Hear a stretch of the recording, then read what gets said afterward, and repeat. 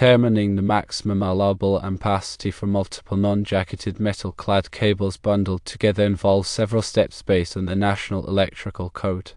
Here's a detailed explanation. Firstly, identify the conductor type and size. In this case, we have 12 American wire gauge THHN copper conductors. According to NEC Table 310.16, the ampacity of a 12 American wire gauge THHN copper conductor is typically 30 amps at 75 degrees Celsius. Secondly, consider the number of current carrying conductors in each cable.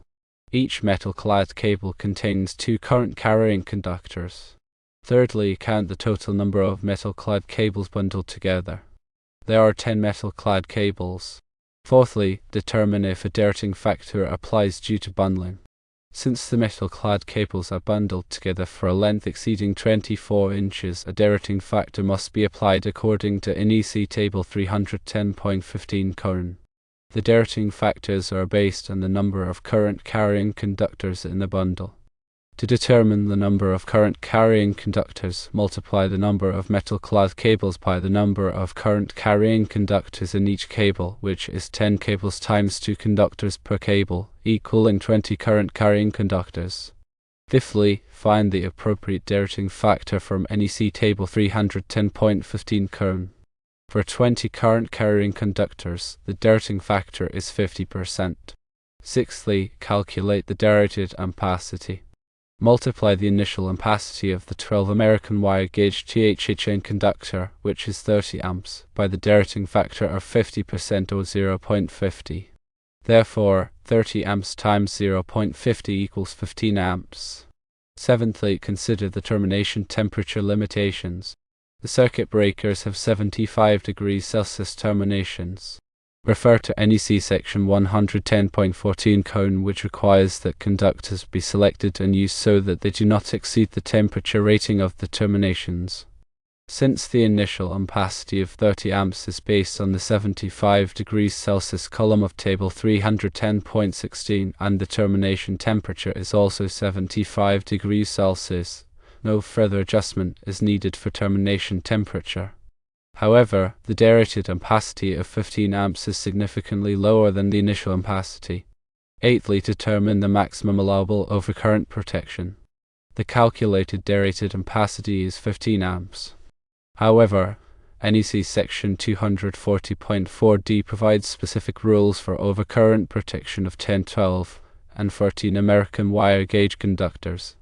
It states that the overcurrent protection shall not exceed 20 amps for 12 American wire gauge copper conductors, 15 amps for 14 American wire gauge copper conductors, and 30 amps for 10 American wire gauge copper conductors after any correction factors for ambient temperature and number of conductors have been applied.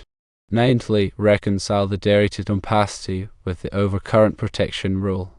The derated ampacity of 15 amps is less than the maximum overcurrent protection allowed for 12 American wire gauge copper conductors, which is 20 amps according to NEC Section 240.4d.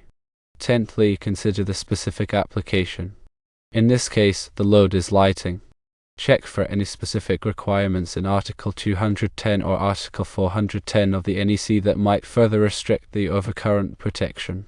If there are no specific requirements, the standard rules apply. 11thly, evaluate the potential for voltage drop. Although not directly related to ampacity, voltage drop should be considered to ensure that the voltage at the lighting fixtures is within acceptable limits. Generally, a voltage drop of no more than 3% for branch circuits is recommended. 12thly, check for any local amendments or requirements. Local jurisdictions may have amendments to the NEC that could affect the ampacity or overcurrent protection requirements. Always consult the local electrical inspector for any specific requirements. 13thly, review the final ampacity and overcurrent protection. The derated ampacity of the 12 American wire gauge THHN copper conductors in the bundled metal-clad cables is 15 amps. However, due to NEC Section 240.4d, the maximum allowable overcurrent protection is 20 amps. Because the load is lighting and no other specific requirements apply, the 20 amp overcurrent protection is acceptable, but you must not load it over the 15 amp derated ampacity. 14th, if you need to increase the ampacity beyond 15 amps, consider alternatives. Firstly, increase the conductor size to 10 American wire gauge. This will increase the allowable overcurrent protection to 30 amps, but still requires derating for the bundled conductors. Secondly, reduce the number of cables in the bundle.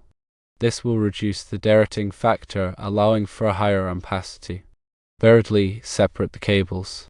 This will eliminate the need for derating altogether. 15th, document all calculations and assumptions. This is important for future reference and for compliance with electrical codes. Be sure to include the conductor size, type, initial ampacity, derating factor, derated ampacity, and the basis for the overcurrent protection selection. 16th, ensure proper installation practices. Install the metal-clad cables in accordance with NEC Article 330, including proper support and securing methods. Avoid exceeding the bend radius of the metal-clad cables, as this could damage the conductors. 17th, verify compliance with other NEC requirements. Check for compliance with other relevant NEC requirements, such as grounding, bonding, and wiring methods. Ensure that all electrical equipment is listed and labeled for its intended use. 18th, conduct a final inspection. After completing the installation, conduct a final inspection to ensure that all work is performed in accordance with the NEC and any local requirements. This inspection should include verification of conductor ampacity, overcurrent protection, grounding, and bonding. 19th, provide training to users. If the electrical system is operated or maintained by others, provide training on the system's design and operation, including any limitations or special considerations.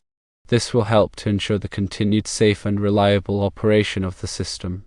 20th, consider future expansion. If there is a possibility of future expansion of the electrical system, consider installing spare capacity to accommodate the additional load. This could include installing larger conductors or increasing the size of the electrical panel.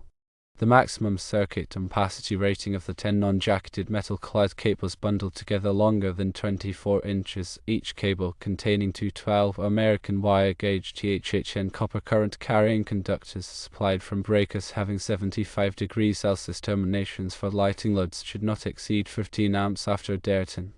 However, the overcurrent protection can be up to 20 amps according to NEC section 240.4d. However, you must not load the circuit over 15 amps.